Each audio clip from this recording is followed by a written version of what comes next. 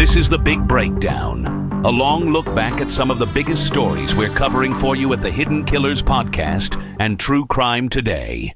This is the Hidden Killers Podcast with Tony Brueski and continuing coverage of the case against Bryan Kohberger. Yes, Dateline dropped their bombshell reporting just the other night with brand new information on the Bryan Kohberger case. More information that, incidentally, does not point to him not being the killer. Of course, he's innocent till proven guilty, but there's more that does not look all that good. Joining me to discuss, Jennifer Coffindaffer, retired FBI special agent. Jen, I know you watched it as well, and it was fascinating. There was a lot of stuff in there that we had seen before, but they certainly got some new pieces I think a lot of us have been wondering about for quite some time. What was some of the things that stood out to you in that Dateline report? Well, I think from a truly sort of graphic and horrific and grab you from, the point of view that this isn't a movie. This isn't Scream. This isn't Friday the 13th. This is real.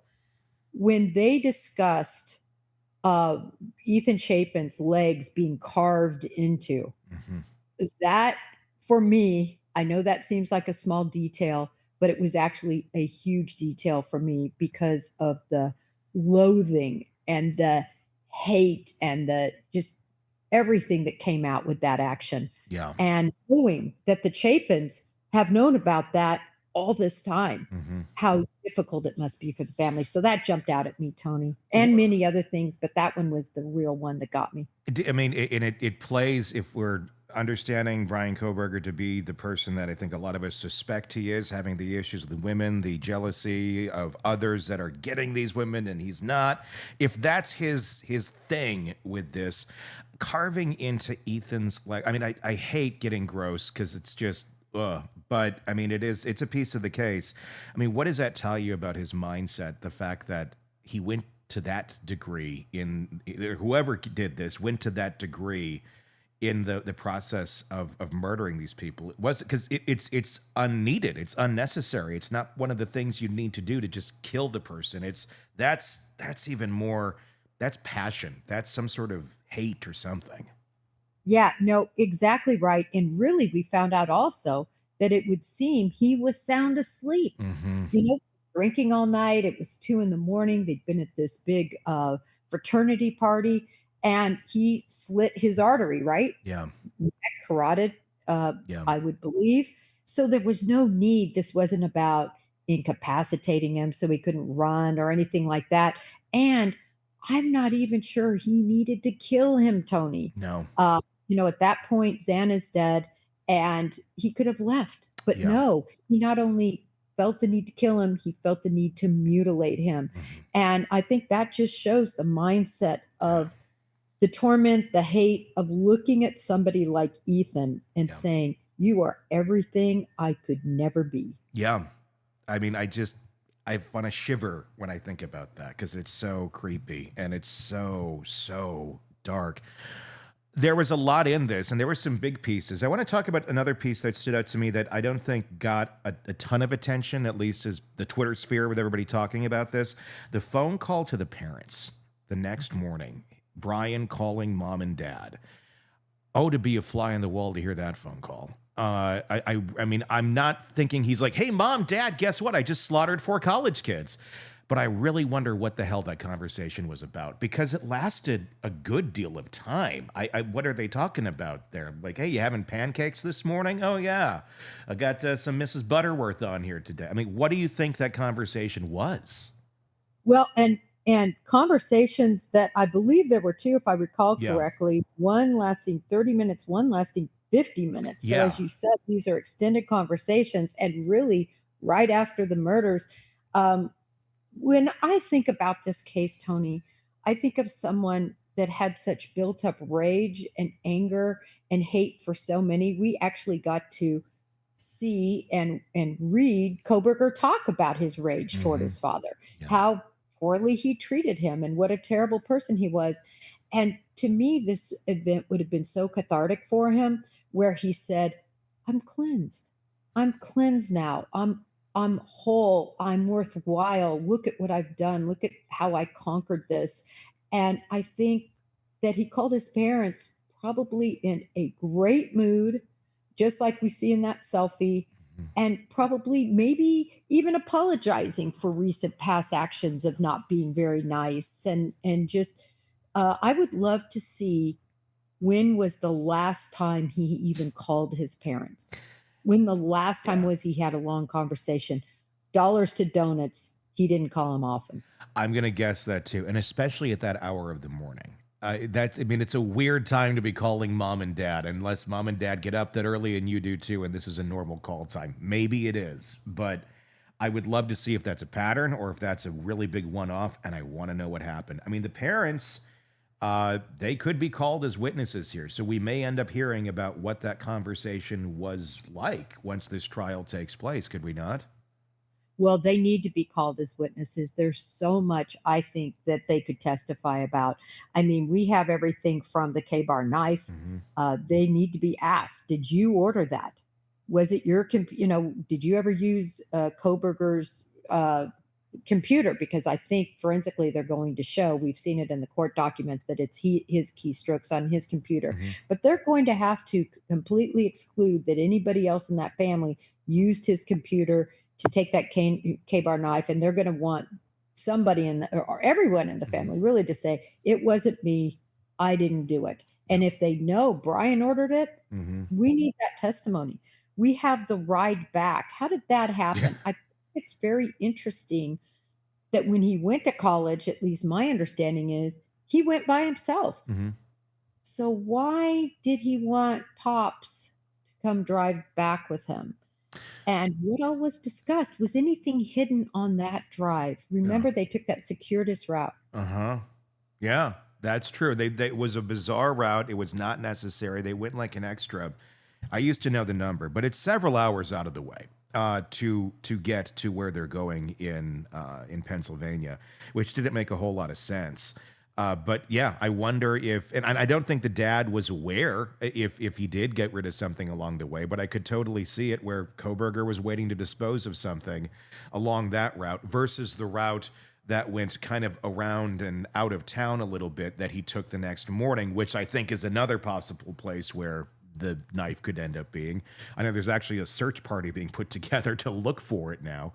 But yeah, I think there's a lot of possibilities there. The conversation is what would be the most telling. And I really wonder what that was like for the dad and for mom, the sister. I mean, the fact that this family eventually goes out to his car in Pennsylvania and looks into it because they're that curious about, well, could it be him?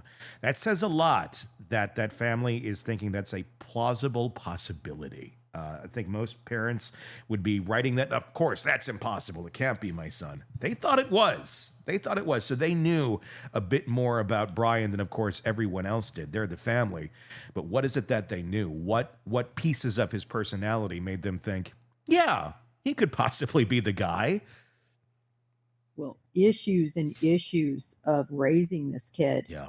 And, what he wrote in his own words and them knowing about that. And this was a kid that struggled in every way, shape, or form with weight, with heroin usage, with Mhm. being bullied, just having a really tough life. Believe me, I'm not feeling sorry for him. A lot of Yeah. people have a tough life and they Yeah. don't massacre Yeah. other people when they feel like they want to. So I'm just saying, I don't think it was a stretch for them. And then how about the fact you have, him going out and putting biological material in a plastic containers and throwing it away in somebody else's garbage? Yeah. There were a lot of indicators. Wearing gloves and yeah, it was not the typical family get together, and it was not COVID time anymore either. So he can't use the argument, I'm being really careful at wearing gloves, like some people were doing at that point where they're wearing hazmat suits into the Piggly Wiggly.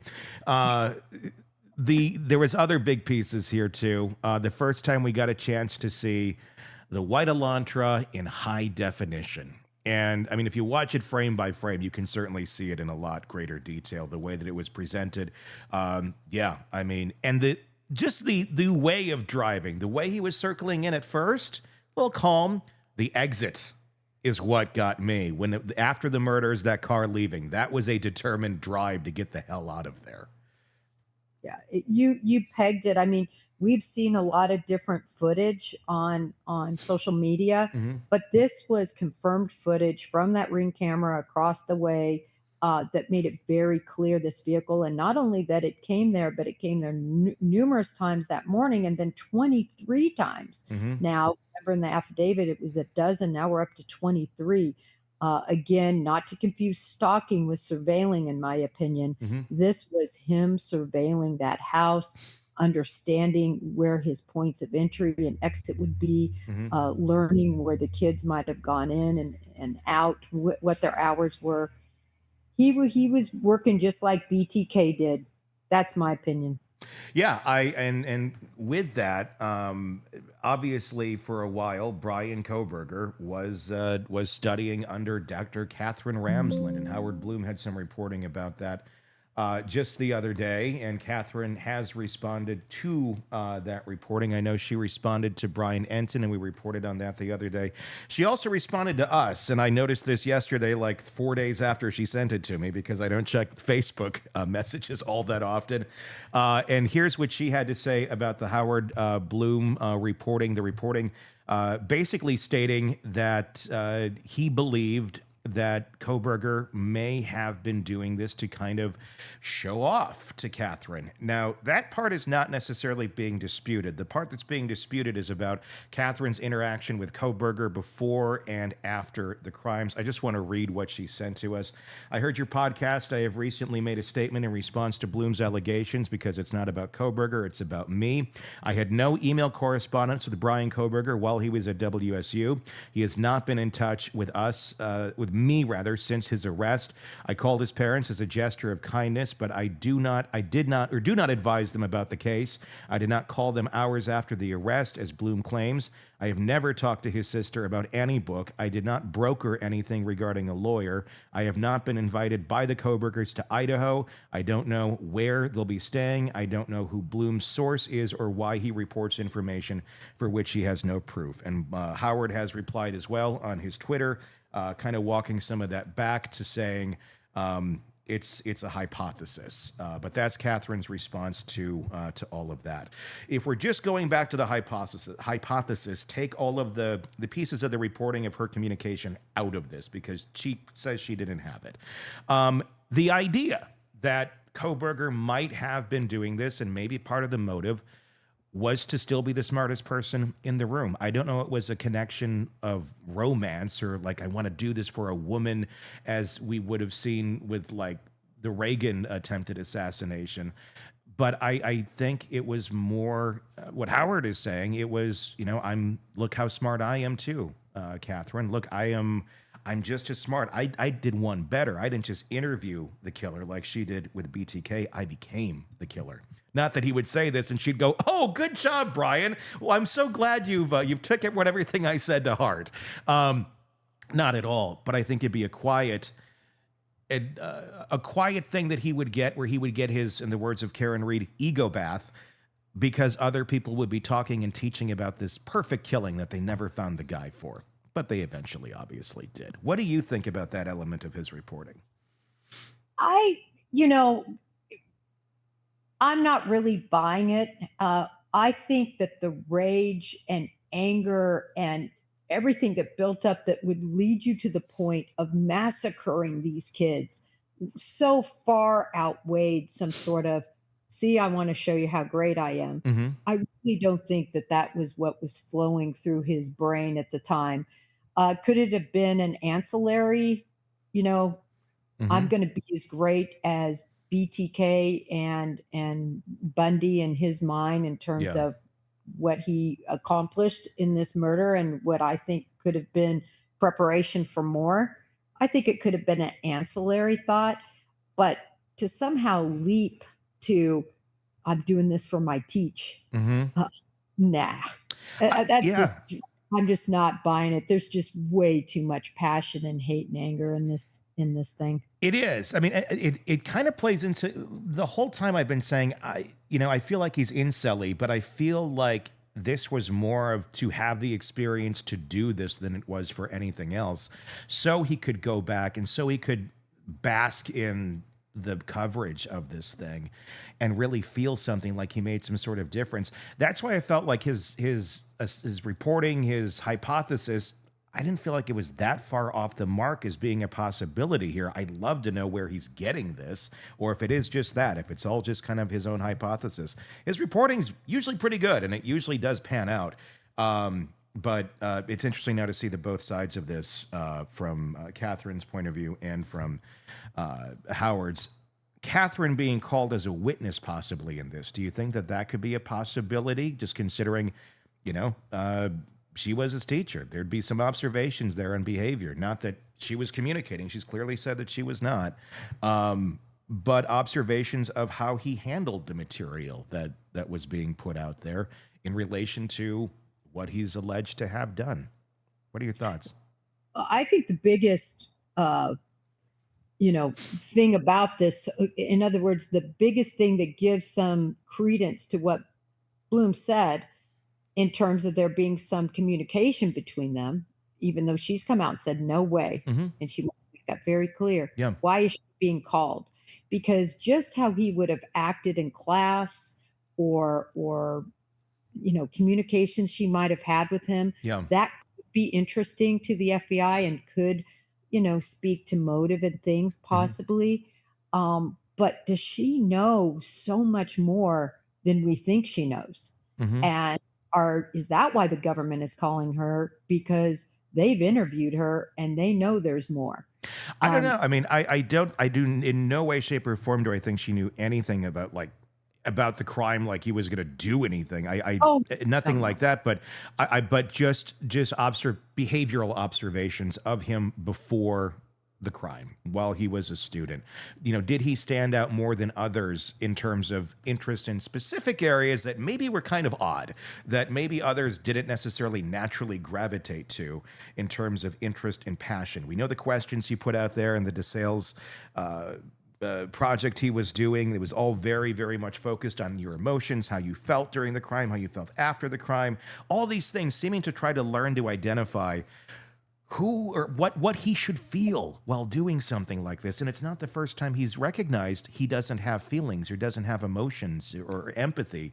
And this quest to seemingly find it.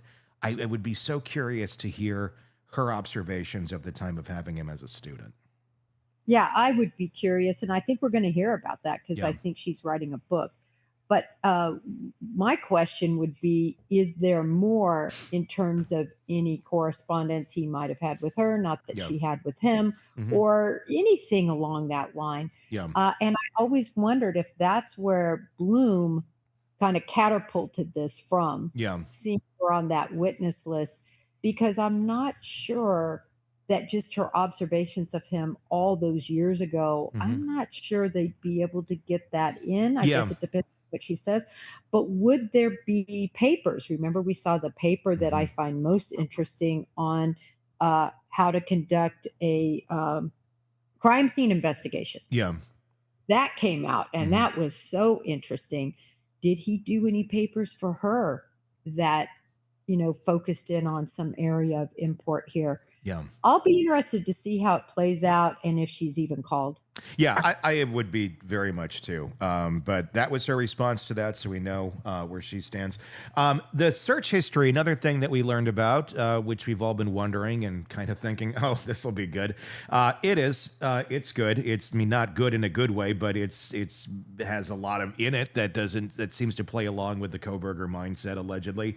Drugged, passed out, Ted Bundy, those are just some of the things, and intermingled with porn. One could say, is this weird? He's a 20-something college guy and he's looking up weird porn. I don't know. I mean, I guess it depends what you're into. That's pretty sick stuff, and certainly does go along with, this whole thing. Obviously, there wasn't an SA that took place in the house with the murders, but clearly this did seem to target someone that there seemed to be some sort of sexual attraction to, or that whole incel type thinking with the people that he targeted. Do you think that has any legs to it? Oh, I think it has legs. Of course, the defense will easily be able to divert that search history, saying, Mhm. listen, he was getting a PhD in criminology. And I got to tell you, Tony, I think if anyone looked at your phone and my phone, what, what in the hell? Yeah. Uh, because of everything we search Yeah. and look at in preparation for our shows Yeah. and so on. So, but this is the difference. We're not on trial for massacring for people. Yeah. And so it's sort of taking the totality of everything that has happened and then looking at his search history, it really puts a view on it that, geez, he was looking at porn with somebody that was passed out, drugged, or Mhm. otherwise unconscious. And who did he choose to attack? Yeah. Exactly that. And I think a jury will be able to easily make that roadmap stick. It's a weird. I don't want to like dive into it too much, but do you think the intent was to take this to an essay when he was there and it all fell apart because he wasn't expecting all the people there?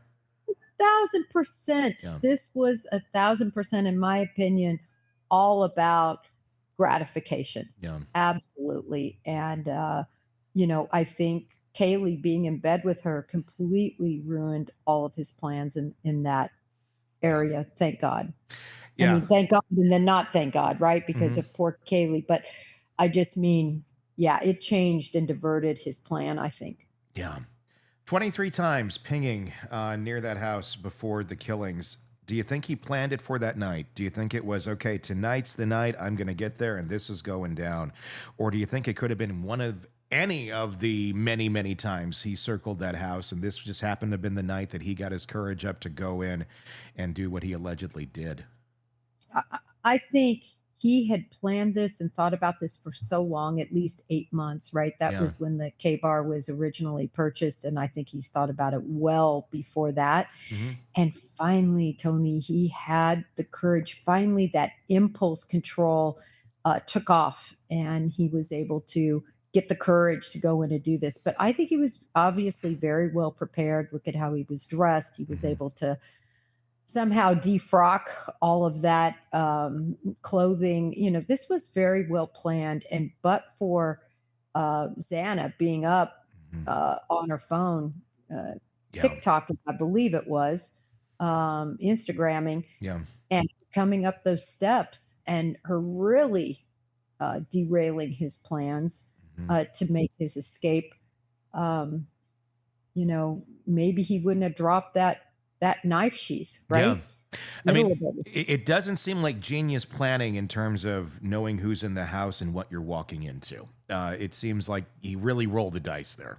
Like maybe there'll be people here, maybe they won't. I don't know if he's had blinders on, thinking there can't be anybody else in this house. I don't know why you would think that, but I don't know. Maybe it just had to be a roll of the dice because you really didn't know who or what was in that house at any given time with the amount of people, and Oh, his impulse just took over. he knew. I mean, there was a DoorDash delivery that he saw. He waited for that guy to leave. He knew Yeah. somebody was up. I think this is part of the excitement Yeah. of being able to control that situation, being smarter than everybody.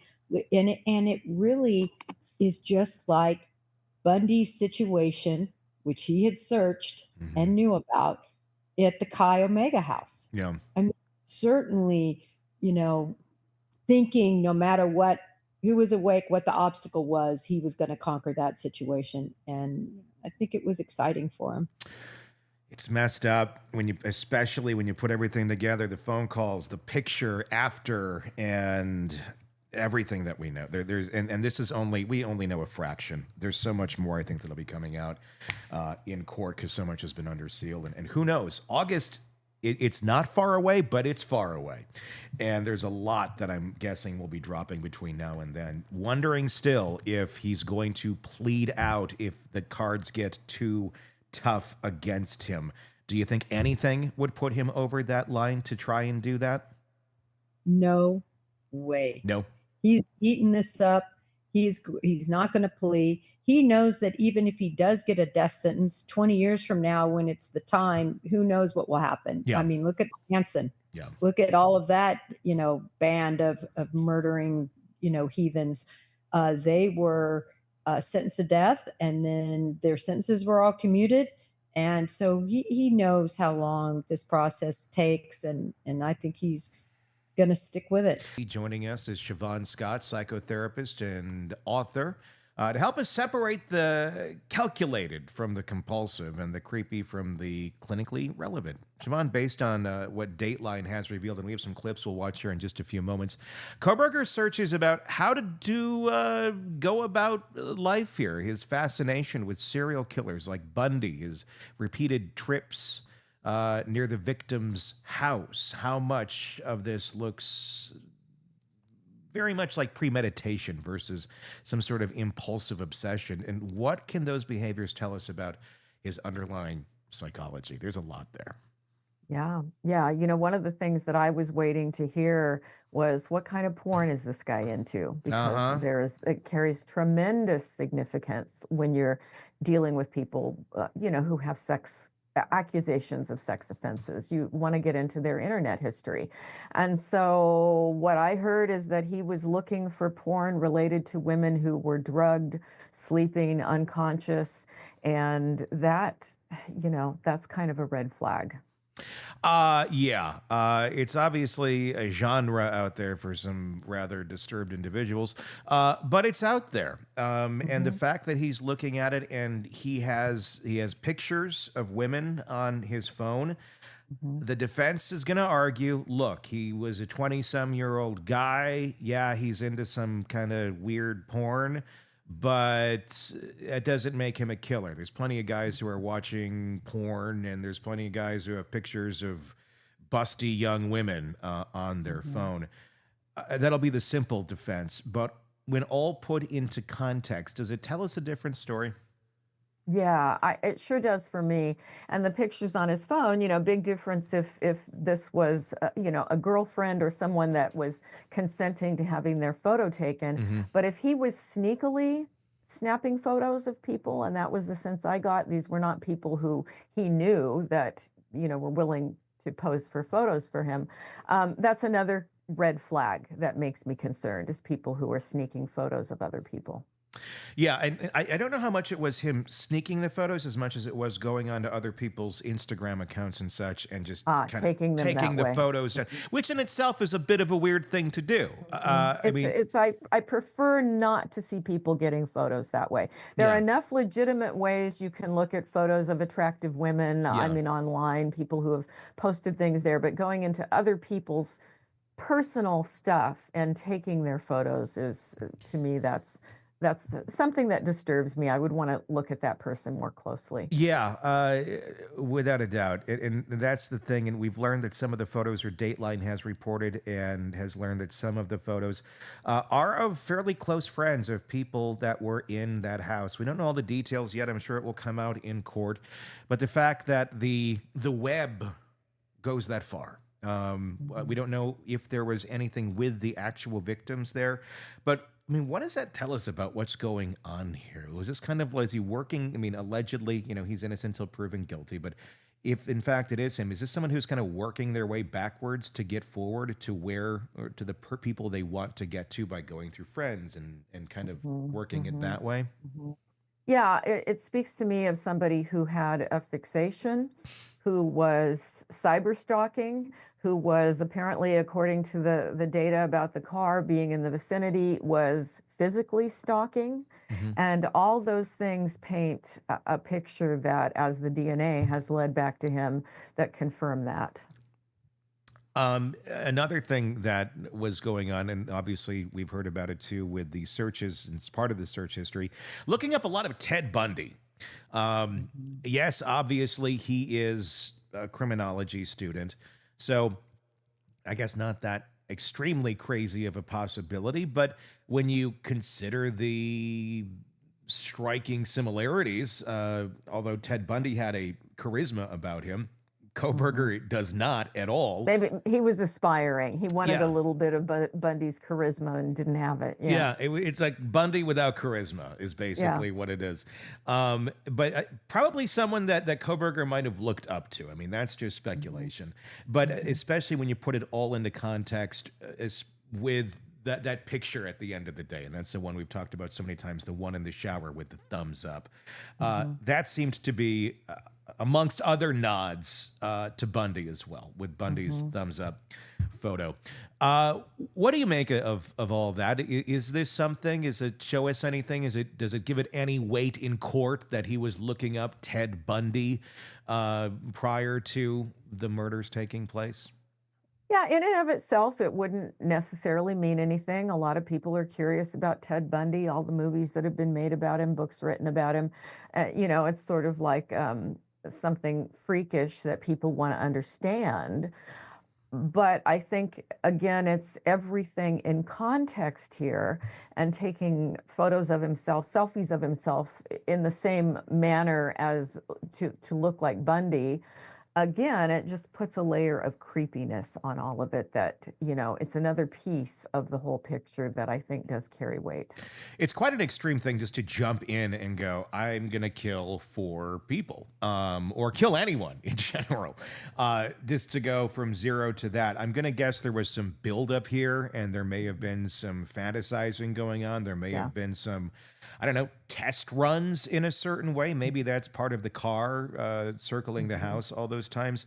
But even deeper than that, Dateline reported on a very interesting piece of behavior, and that is that of Kohberger helping out a fellow teacher, a fellow teaching assistant, who he became kind of friends with, a female that also was in the same apartment complex as he shared. The story goes that she came into her apartment one day and her cosmetics were lined out on the counter where she did not normally put them. Nothing was taken. It was just very odd to see that, because nobody should have been coming in and out of the house. She gets scared. She reaches out. She tells her friend Bryan, who she sees every day, and then he becomes the hero. He comes in, helps her set up a security camera, has access to the Wi-Fi password, has access to the security camera password, and she looks back on this going, "Oh God, was he studying me? Was he following me?" Let's talk about that for a little bit. Obviously, she was not one of his victims in the sense of murder, but a victim in another way. What do you think is going on there? What is going on in someone like Kohberger's mind that he's going to carry out behaviors like that? Yeah, that's a really chilling one. And guys who go on to become serial killers often start with stalking, with voyeurism, and with breaking into women's homes. Sometimes they steal an undergarment or something that they think won't be missed. And so when I heard about her cosmetics being lined up in a particular way, my brain took me to also, well, he has OCD tendencies, which are pretty well documented at this point. And did he just think her bathroom was too messy and he felt this urge to have to straighten everything up for her, which may be absurd and it may be true, who knows? Yeah. But, clearly for her then to turn to him for help, wow, what an opportunity for him to gather more information and video possibly of her.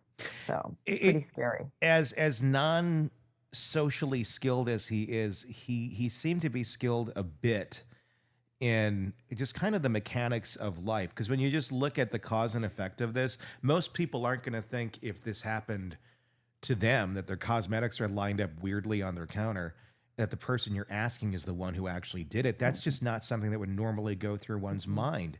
But it's a real simple thing to do. I mean, you really just look at the mechanics of it. If you want to be the hero in somebody's life, well, instill a little bit of fear, and then be the person that's going to help take those fears away. That seems to be exactly what he did.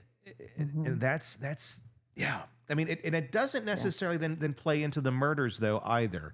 Is that more just like a control move? Is it a confirmation move of, look, I can get away with this, and it just kind of a step up to more and more extreme behavior? Yeah, and getting away with things is exciting. It's sort of like the prelude to the big thing, which is going to be the killings. But there may have been some things that she never missed, that who knows how many times Sure. he had actually been in her apartment, and what things he may have taken that were missed. And we don't know how many times might he have done this to other people, these kind of low-level burglary, stalking, voyeuristic kinds of things. My guess would be that he had been doing this sort of thing for years. Is this and just never gotten caught. Is something like this, is that compulsive, or I mean, is that calculated? And when I say compulsive, meaning like he has little control over to whether he's going to do it or not. It's the thought gets into his head and it's just this urge that he can't quench. Is that the kind of thinking that some of these people have? I'd say it's like addiction, where somebody ruminates about something, they fantasize about something, they sexualize it, so they're masturbating while they're thinking about it and fantasizing, and the idea of going into someone's personal space, they get a sense of power, that they can sneak around and do these sort of things. And so, it's a good question. At what point do people have control over their addictions, and when do they not have any control?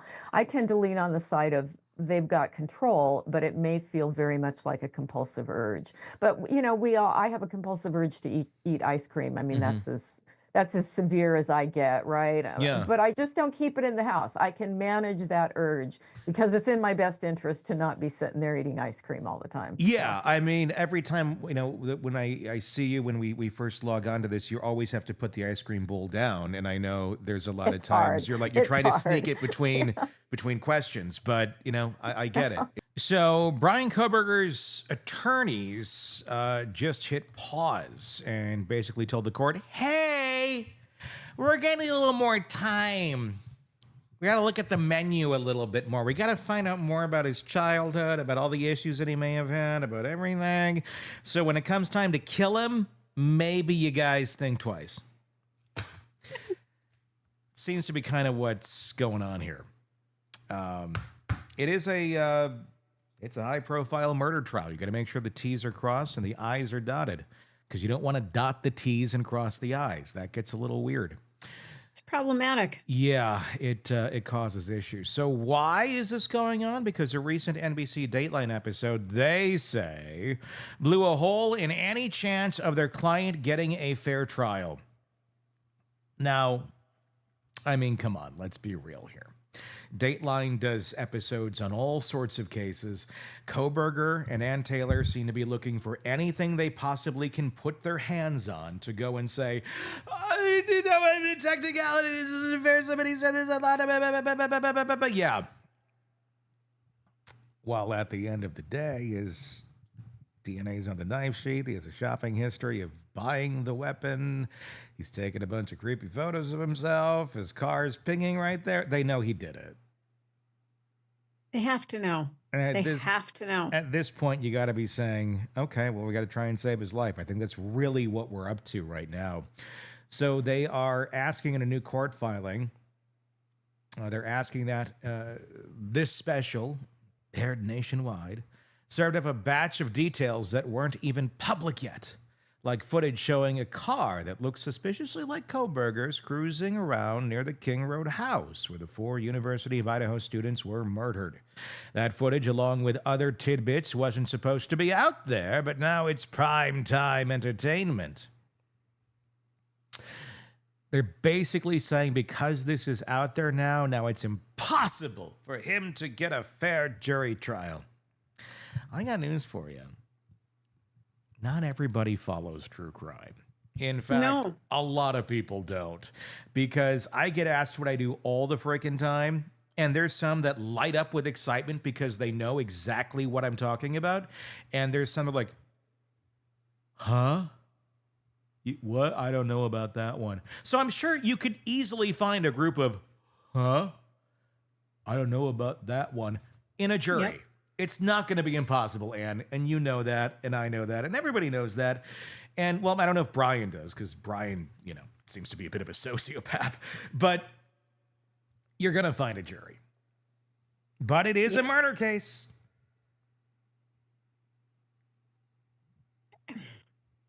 I see the point about now some of the evidence that's out there. And let me tell you, that Dateline episode was stunningly startling. If anybody saw it and ends up in a jury questionnaire, Yeah. it's going to be troubling, and they're probably disqualified Sure. because they've suddenly seen some really damning evidence against this man. You got this thing going on in Boise, though. There's a lot of people there. Yeah. You're going to find enough that aren't. I mean, I can see the argument back if it was still in Moscow, Idaho. Get Sure. that. Those people were directly affected Yeah. by this murder because they knew somebody that lived near there. They knew somebody who knew the victims. They drove by the area it happened by. I mean, whatever the reasoning is, now that it's not in that city, you're going to find people who have no idea that this was even going on. And you're going to go, how did you not know about it? Well, there are people who don't know, because I ran into somebody 2 weeks ago that thought that Joe Biden was still president, didn't realize we had an election. I shit you not. Didn't realize that we had already had that election and there's a new president. What's wrong with that person? They kind of did this. Well, I'm not on social media. Okay. I can get that. I have a flip phone. And I don't watch a lot of TV. Well, they might as well be Ted Kaczynski in the woods. Even he was more informed. Yeah, I'm trying to think, like, when you walk into the office, Like and this person does work for a corporation, Oh my walks into the God. office, they had to have picked up on a vibe either from the people who are You know what? Democrats or I don't You believe know? it. I don't believe that. I don't believe that I think they were giving you a line of BS. I don't. I don't know. I don't- You got to tell me more off the air, but Okay. that But just there that are seems to people be who live under this umbrella Are you of that I'm not in stupid? touch with the outside world. at all. I mean, that'd be quite an umbrella to live under, just to not even know those basics. But maybe I don't know. Maybe there are that dumb of people out there.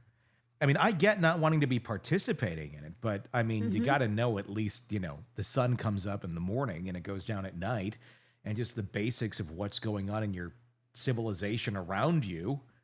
That'd be And a what's healthy interesting thing. is she has disconnected from the world. And the only reason that I really even was in touch with her is an email. So I know that she's got a computer, and we were just talking back and forth about some cat stuff. She really is disconnected. Now, she used to be really she's gonna involved. marry the cats. This is gonna be one of those stories where there's cat love going on, and it's not just like, these are my pets. I got to tell you, Tony, there was a little twinge of envy in my voice when I'm like, really? You are that disconnected from mainstream anything? What a glorious place to be for a few minutes. I would go nuts. Well, yeah, for a few minutes it'd be great. I think it would make me batshit crazy. There's something people wrong with say, I want to you. go to the cabin and disconnect from everything. That's an unhealthy disconnection. That's like a cognitive dissonance that's Yeah. really not healthy to know. I mean, don't have to be into it, but you should know the basics of what's going on around you.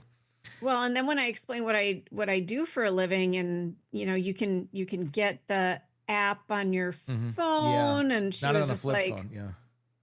Yeah.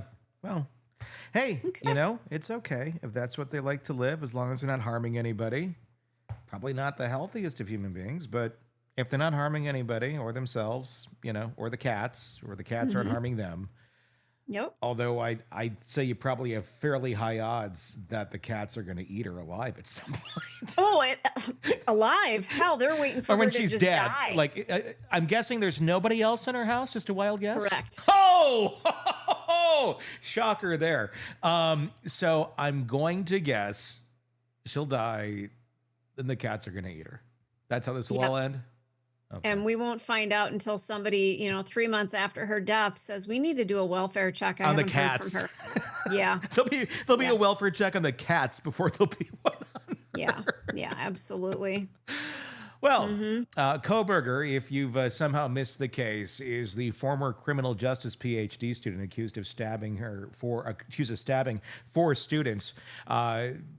Ethan Chapin, Zana Kernodle, Madison Mogan, and Kaylee Gonzalez in their off-campus house back in November of 2022.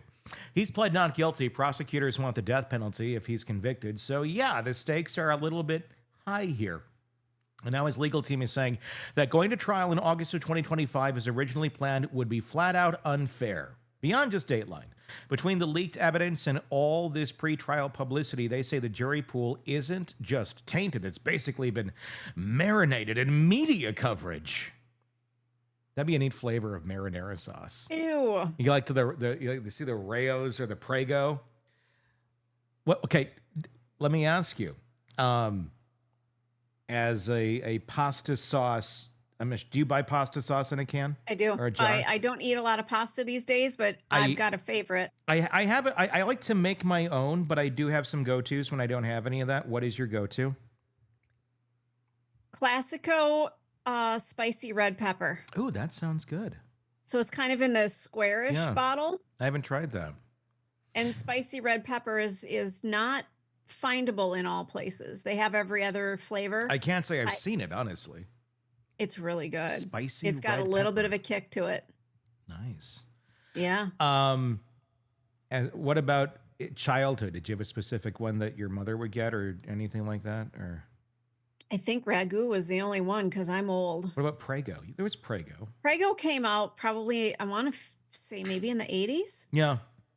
So yeah. And you're like a little just the bit, yeah. basic. We would do Not the Prego. the veggie one. We would do the Prego and the green one. I don't know what the green one is. But the Prego green one is like a taste of childhood. And it turns out it's a lot of corn syrup. Right? High But- fructose corn syrup. Yeah, I think today I get the I get the Rayos. I like the Harper likes the vodka sauce one. She does shots of pasta sauce before we have dinner together. It's kind of Throw in some cream cheese. yeah. In it. Yes, exactly. It's very good. Anyway, Baby. I don't know how we go. Oh, medium marinara. The way it was phrased. Anyhow, Yeah, medium marinara would just taste salty. And by the way, since we're not doing Karen Reed today, here's a salute to you, Karen. It's a vodka tonic in a A&W glass. There you go. I don't think she'd go to an A&W, but do you think half the country listening knows what that is? Oh yeah, Even Willie's? it's all over. Yeah, Okay. but wait, there's more. Mm-hmm. The defense also flagged an upcoming book about the case that, according to its own promo blurb, might include even more leaked info, which means, according to Kohberger's attorneys, this Dateline leak wasn't a one-time oopsie. It started to look more like a pattern. And the filling reads like a laundry list of legal headlines, or the filing does. Incomplete investigation, still missing discovery material, a growing concern that this case is being tried in the court of public opinion before it ever hits a real courtroom. Well, guess what? You're going to have to deal with that one because that's not going away. So everybody having all these issues with media coverage and this and that, sorry, that's how the world works now. So stop bitching about it and find better ways to deal with it. Because it's not going to stop. That's just what it is. That's the environment that we live in today. Now, as far as the whole you need more time, you have had all the information now we're going close to 3 years at this point. Have you been spending too much time stargazing with Bryan late at night, out there in the rural areas? Cloudy. In a cloudy night where you can't see anything? Or are you just really, really trying to reach here? Because it feels a lot more like a reach than an actual legal argument. Judge Hippler, who's overseeing the case, recently asked both sides to turn over names. He's not taking this stuff lying down. Names of anyone who had access to the leaked material, and so far no one's been publicly blamed, but it is clear the judge wants to know who's whispering secrets behind the scenes. At the heart of it, the defense is saying that this trial goes forward under these conditions. Any conviction will be built on shaky ground, shaky enough to overturn the conviction, is what the prosecution or the defense is, They're saying a lot of stuff. That's what they're saying. And in the interest of everybody, you don't want any sort of possible ways where this is going to be overturned on an appeal. But you can't really control that information came out there. It's strong for the case. It's not going away. People are going to keep finding more things out. You were lucky enough you got the gag order that you did at the beginning that you did. So what else you got? You're not going to find much more in whatever data you haven't gone through yet. I know you need to find your experts and stuff to argue if he's, fit for being executed, but at the end of the day, I mean, he got up, he worked, he was a PhD student, killed 4 people likely.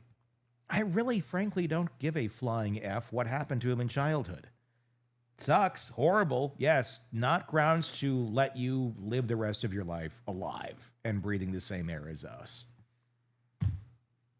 It's not, and I don't know that there really was anything that happened to him in childhood. He just kind of seems to be the broken brain type. Yeah. It feels that way. Nobody wants to spend years on a case just to hit replay because things weren't done right the first time. And that's true, because this is where Hippler has to be careful. Yes, she can scream, oh, it's going to be, overturned on appeal, blah, blah, like, yeah, okay, just like he likes to go stargaze too. But you really got to make sure that there's not any chance of that, or that we're going to get a retrial because of some sort of argument that is legitimate on the front end of this. And then the whole family and everybody has to go through this again, basically for the next 10 to 15 years, because that's what would happen. Mm-hmm.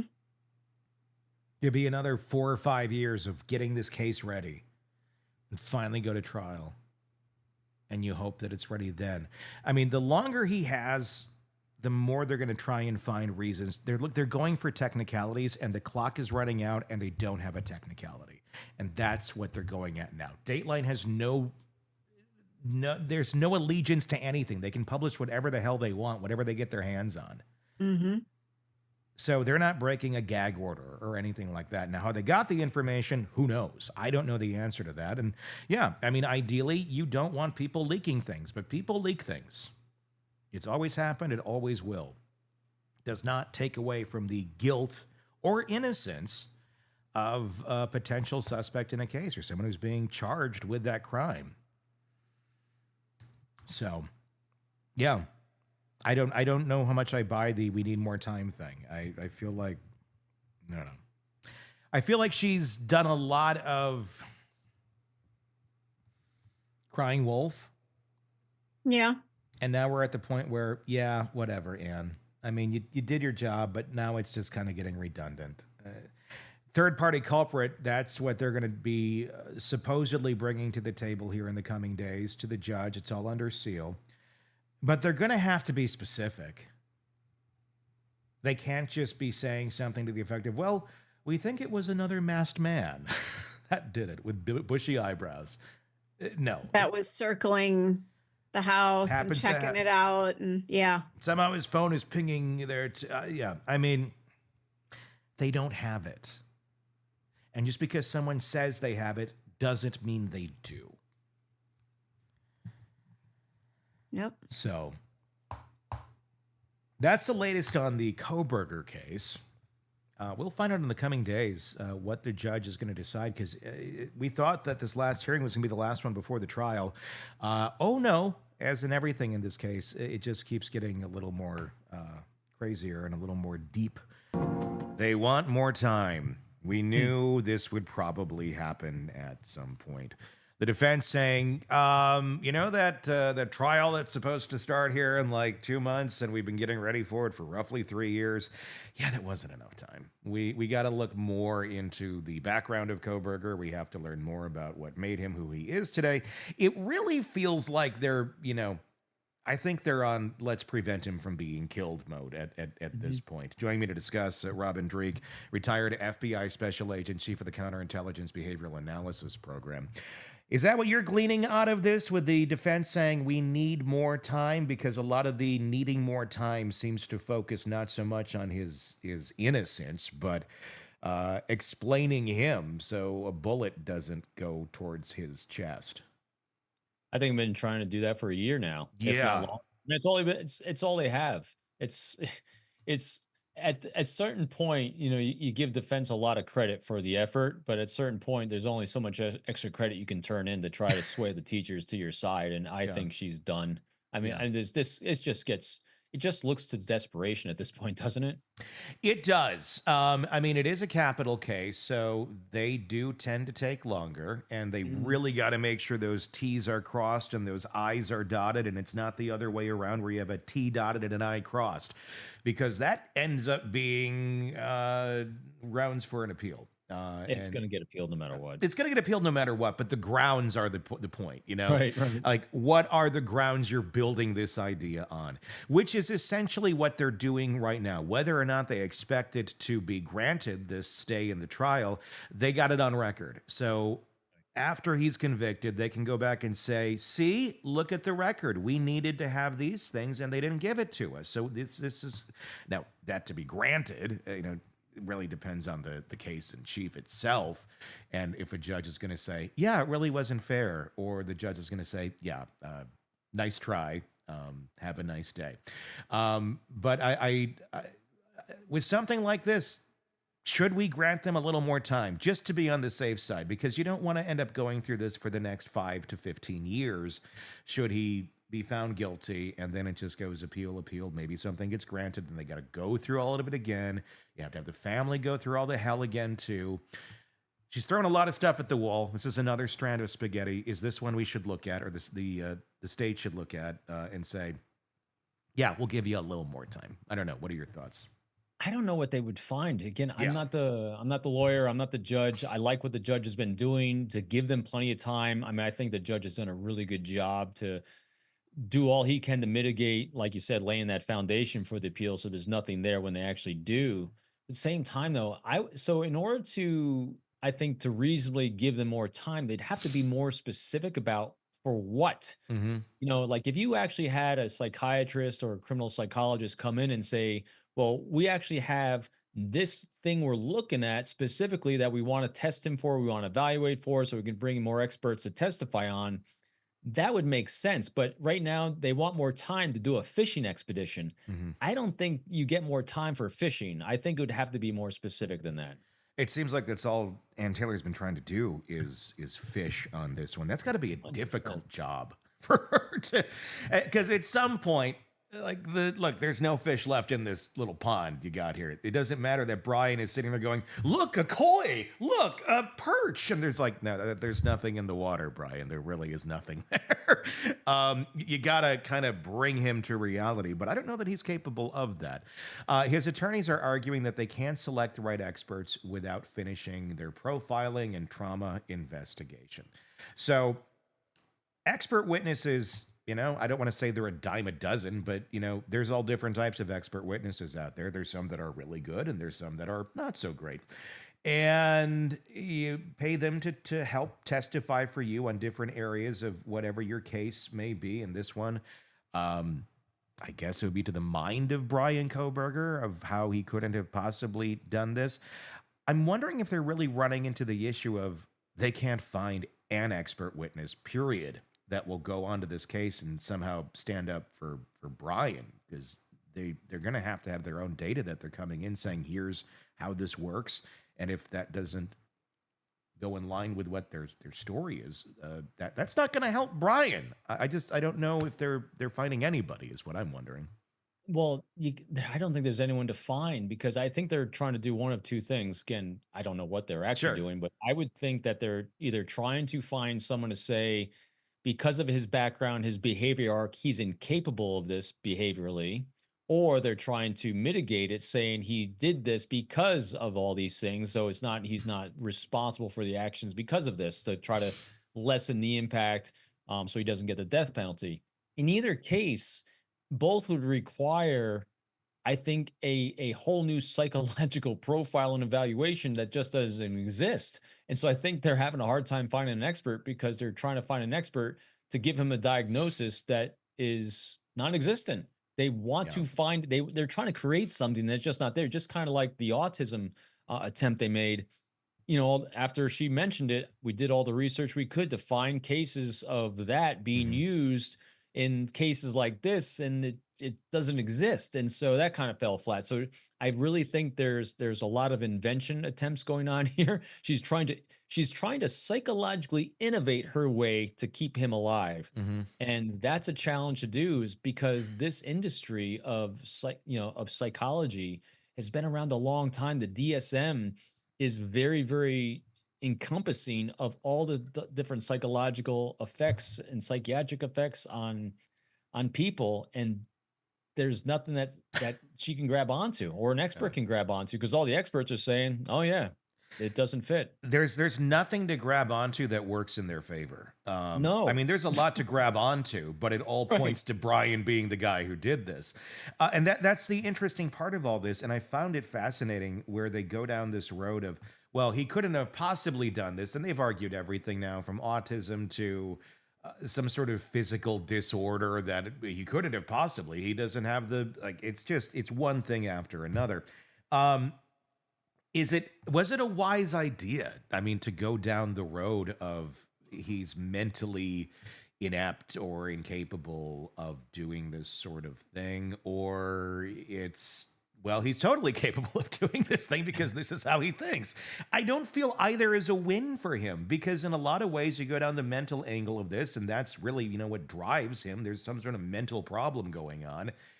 And it all kind of just goes to the same place where you look at a person with the profile that we understand of Kohberger, and it makes you understand him more, but you understand him to very likely be the type of human being who would be capable of doing this sort of thing. It's not the other way around. It's not like, oh, he's this autistic child who sits in the corner and rocks. No, it's not. It's not helping their case. No, it's I keep thinking every time she floats an idea out here to do one of these things as a defense, I just keep thinking of politicians. Every time a politician is trying to win an election, they kind of float a new thing out there, kind of see what the public response is, and then if it grabs, and they're going down that road. If it doesn't grab, then they distance themselves from it, move on to the next. I just keep imagining she keeps floating these different theories out there to see if anyone grabs onto it, and nothing works because it's all bunk. Yeah, it very much appears to be. They also have issue with Dateline. Dateline exposed too much. And I know the judge is not happy about this. He's doing his own investigation, digging deep into everybody's cell phones, who said what, where did this leak come from? I don't blame him. That's an important thing to do. But there's always going to be leaks. It just is kind of what happens. They're saying because this information is now out there in the ether, and everyone has watched Dateline, although not everybody watches Dateline and not everybody follows this case. I find far more people when I'm talking to folks out there, you like, what do you do? And what cases are you following? Where you bring it up and you think people are going to know about it? No, I think maybe 2 in 10 maybe know about this. If that, maybe 1 in 10, at least that have any sort of deep knowledge on the case. I think that's even smaller. But they're saying that this has tainted the jury pool so much. Again, it's their argument for the defense. She's doing her job. But is there any legitimacy to this where, well, these pieces of evidence should be thrown out because the jury's too tainted? Or, again, just another piece of spaghetti, but maybe this time it's a piece of penne, which really doesn't stick to the wall? So I think the judge is doing a great job by investigating so he can deal with that action. But because, it goes to any sort of appeal and things like that. But if he didn't throw out their motion to get rid of DNA, he's not going to get rid of this. So I think we're solid. I think we're solid on everything Dateline had. I don't think anything's going to get thrown out. The judge seems very reasonable. And I mean, is it going to taint the jury pool? Maybe. But one of the reasons why I think prosecution is so silent on many things is because they're solid on what they got. She keeps, so we deal with this a lot with the cases, and even the Karen Reed case. When you lack substantive, tangible forensic evidence like data, which is objective, the only thing you have left is subjective. And so I think the prosecution's got lots of objective data and evidence, and so defense can't counter it, as we're seeing from these stabs in the dark, by subjective opinions. And so I think that's what she's trying to do, is trying to cause reasonable doubt by subjective opinions and ideas to counter everything that's going to be coming at her. Yeah. Third party culprit. That's the new argument. Sorry to keep laughing. I want to put together a list of everything they've argued so far, because that'd be a good list. I think I'm going to do that. That would be a good list of everything that's been argued. Stargazing alibi is probably my favorite, though. Yeah. Which one? The stargazing. Stargazing, yes. So, yes. On a cloudy night. Never done it before. On a cloudy night, he likes to go look at the stars, and he just happened to be doing that at that exact time. Right. So now somebody else did it, according to them. They can't just say it and then it's going to be let in. They're going to have to produce something, right. And it's all under seal. The judge is going to take a look at it and go, okay, you got a case here, you got an argument, or you don't. Where on earth do you think they're going with this? Other DNA in the house, probably. That's the only thing I can probably think of, is that house is so riddled with fluids from other people, I'm guessing, over the years. Yeah. That they're able to find someone or something to try to pin it on. That's the only thing I can come up with. I feel bad for any human being who they're going to start going after. So again, just a thought experiment. This was a college house, which had lots of tenants in and out of there over the years. Lots of people in parties over the years. I mean, I don't know how many deep cleanings the place has had, but I don't think it probably had a lot prior to the evidence teams going. It's one of the reasons why they had such a hard time with collecting DNA or any evidence in this case, is because it's a college house. Yeah. So it's going to have lots of everything, DNA all over the place. Yeah. And so, I mean, I can only imagine, again, who knows, this is my small child brain just thinking that I think they're just trying to find anything in that house they could pin it to. And they probably found lots of DNA to try to pin it to, but who knows what'll stick. Yeah. I mean, and they'd have to go on their own investigation, find these people, and then drag their names through the mud and then get sued at the end of the day. Or see, I still think what they're trying to do, again, if I was this person, I wouldn't try to drag anyone else through the mud, because that's someone else you can cross-examine and they get eliminated from the potentiality. I think, so the only thing that pops in my mind is like Richard Allen. Richard Allen, Delphi case. So you have other people that were around those girls that actually had done heinous crimes against children, who actually were in jail before and actually then died, and they're no longer around. And so I would think that what she might be trying to do is find the DNA of someone who's no longer living on this planet, who actually had a record, and try to pin it on them. I don't know if you can. I don't know if you can. Right. Want more on this case and others? Then press subscribe now and don't miss a moment of true crime coverage from Tony Brueski and the Hidden Killers podcast.